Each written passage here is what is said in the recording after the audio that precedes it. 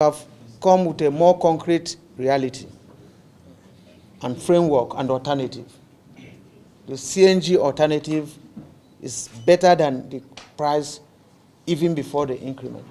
If you check countries of the world like Kuwait, like Qatar and others, with large gas deposits, you agree with me that it's a very viable alternative because the deposit here can sustain the country for the next 500 years.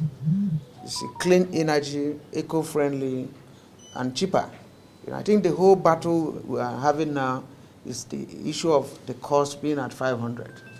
And by our last meeting, during Silver's time, we were talking about 90, 90 naira. So if this government achieves an option or alternative that is even under 90 or 120 or whatever, I think every one of you will be clapping for them. So it's the willpower, to achieve this. It's a very viable alternative is done all over. So what we need is the willpower.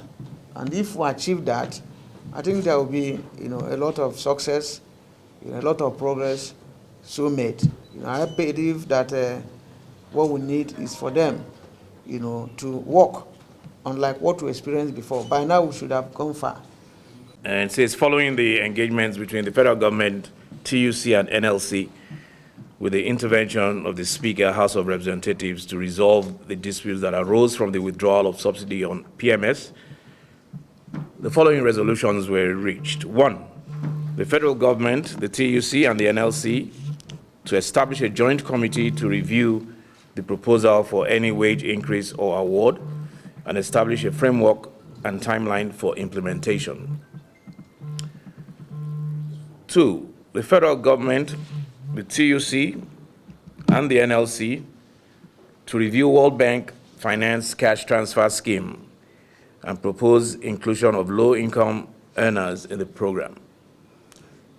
As you are aware, the $800 million loan did not really capture the low-income government workers. So we basically will be talking about how to include them in that scheme.